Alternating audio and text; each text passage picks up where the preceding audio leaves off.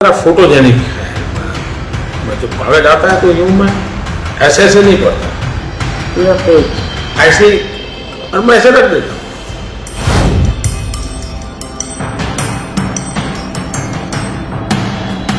America से Iran पर हमला मोदी तो नहीं करवाया। दुनिया में तेल का संकट मोदी के कारण तो पैदा नहीं हुआ।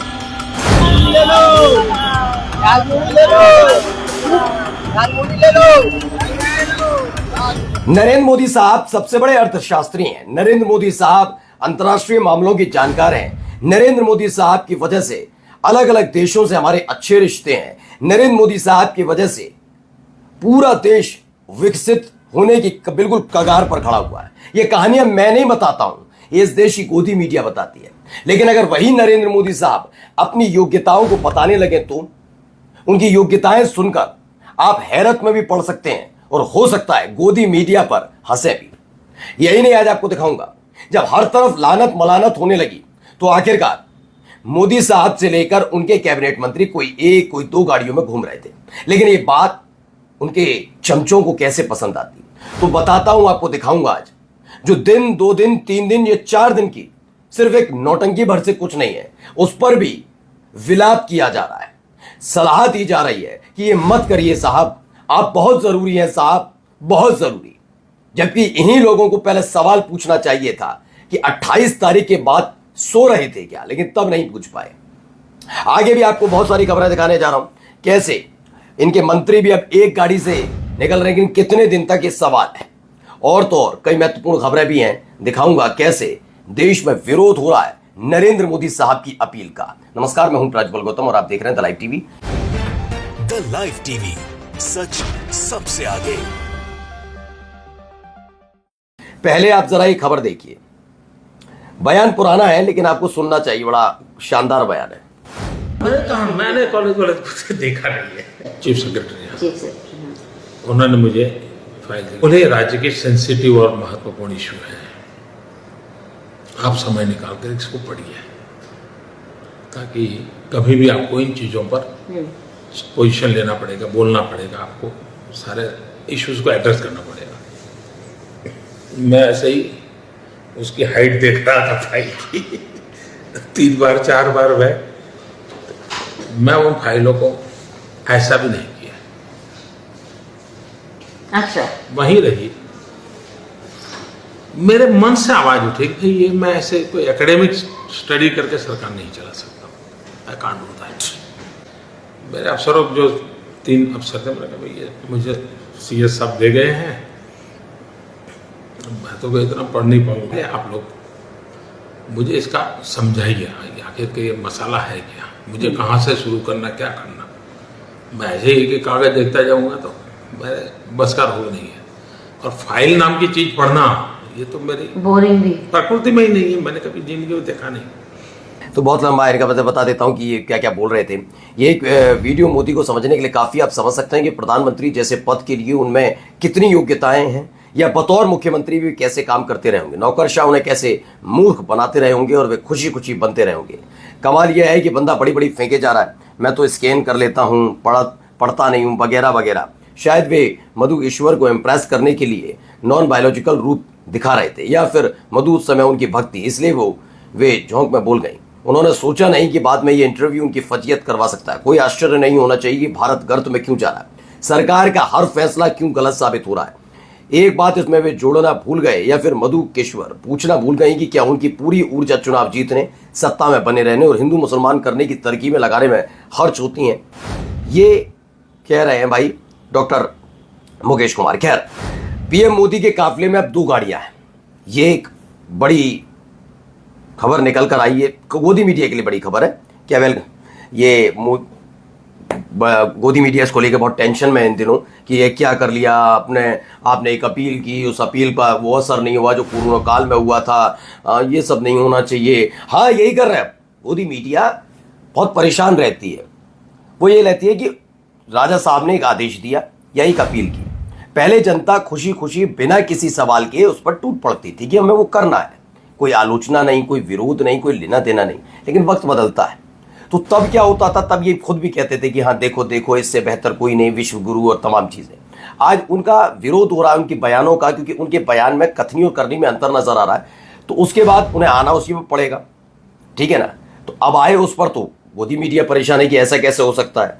ये देखिए 2 गाड़ियों वाला वीडियो भी आ गया। ये देखिए 2 गाड़ियां जा रही हैं, 2 गाड़ियों में ही, मतलब एक में सुरक्षा होगी जितनी है और नरेंद्र मोदी साहब दूसरी एक गाड़ी में, और इसको लेकर मोदी मीडिया बहुत बेचैन है।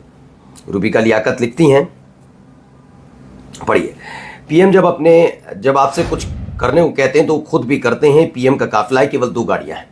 मैडम ये आप रूबिका जी, यही तो आप लोगों की दिक्कत है। बस दिक्कत ये है ना कि एक तो महिला, ऊपर से पत्रकार, ये दोनों चीजें एक साथ होगी ना तो फिर दिक्कत हो जाती है। बताऊं क्यों कह रहा हूं?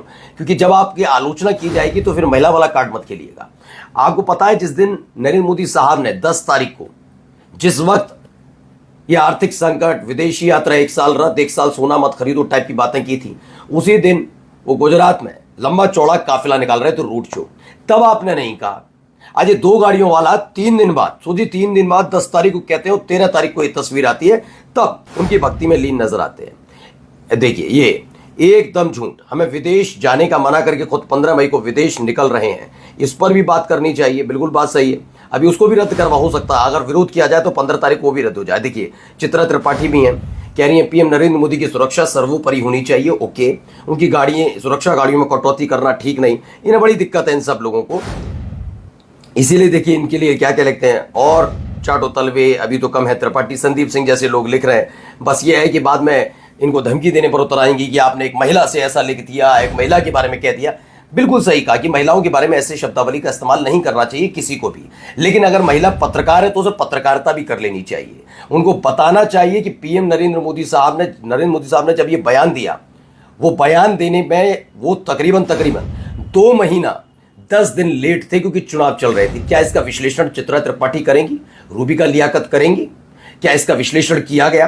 क्या यह बताया गया कि युद्ध शुरू होने के बाद हर तरफ कई देशों ने इसे स्वीकार किया कि उनके देश में तेल की कमी है, उनके देश में गैस की कमी हो रही है, लेकिन हमारे देश ने, हमारी मीडिया ने माना ये बात? ये मीडिया की तरफ से सवाल किया गया। सुरक्षित हाथों में देश है ये कहकर देश को गुमराह किया गया जब तक चुनाव नहीं निपट गए।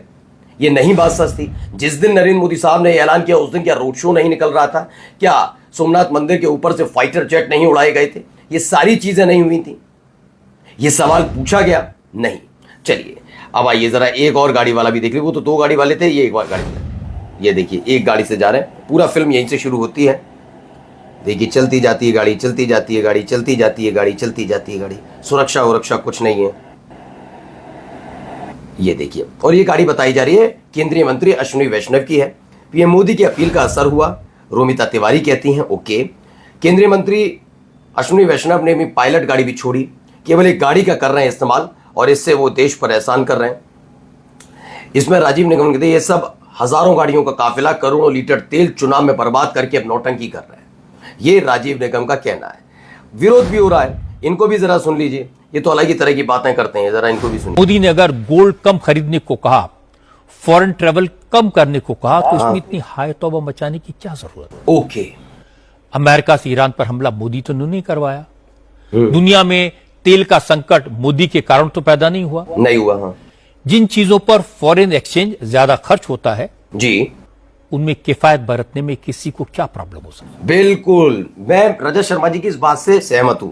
लेकिन रजत शर्मा जी, ये वाला ज्ञान अगर आप 28 तारीख के बाद देते, तुरंत ही 1 तारीख को, 2 तारीख को, 1 मार्च को, 2 मार्च को, 10 मार्च को, 15 मार्च को, तो एक ज्ञान स्वीकार करने योग्य था। लेकिन मोदी साहब देर से जाके इसका विश्लेषण करने का वक्त है आप पर। आपको यहां बात ये नहीं कहना चाहिए था, आपको ये कहना चाहिए था देर से क्यों जागे, दिक्कत अब किस बात की हो रही है। जब देश सुरक्षित हाथों में था, इन जैसे पत्रकारों की बदौलत 2 महीने 10 दिन तक, जहां तेल की कमी नहीं, गैस की कमी नहीं, हाय तौबा मच रही है, सड़क पर दिख रहा है, महिलाएं परेशान, सिलेंडर के लिए खींचतान हो रही थी, तब भी भाई साहब ने विश्लेषण नहीं किया। तब तो सवाल ये है दिक्कत काहे की है ना। देखिए इस पर भाई देखो, मैं इस पर ऐसे शब्दावली को ज़्यादा वो नहीं करता हूँ, लेकिन जो भी एनसीआई के ट्रैफिक 12 गाड़ियों काफिला लेकर घूमते हैं, सुधीर हैं वो 6 गाड़ियाँ लेकर निकलते हैं, ये सारी बातें रोल्फ गांधी नाम की कमेंट्री। अब देखिए एक ये देखिए, अगर हम तेल खाना कम करें ना तो भी वो देशभक्ति का बहुत बड़ा काम है।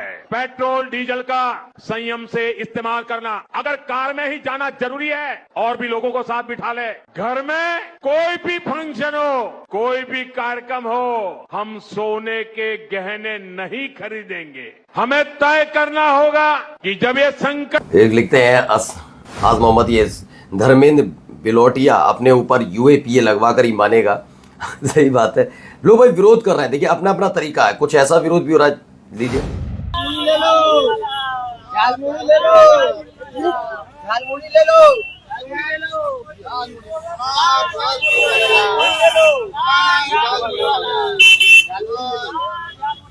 तो इसमें है कि मोदी ने कहा कि 1 साल तक सोना मत खरीदो। अब बनारस यानी उनके ही संसदीय क्षेत्र में उनके इस बयान का विरोध हो रहा है। स्वर्णकारों और कारीगरों ने झालमुरी बेचकर इसका विरोध किया। इससे पहले लखनऊ में भी स्वर्णकार समाज ने मोदी का विरोध किया था, लेकिन गोदी मीडिया को वो ज्वेलर्स मिलते हैं जो भावुक हो जाए, रो दें कि मोदी जैसा कोई नहीं, बस वही दिखते हैं, बाकी इनका क्या। नमस्कार। द लाइव टीवी, सच सबसे आगे।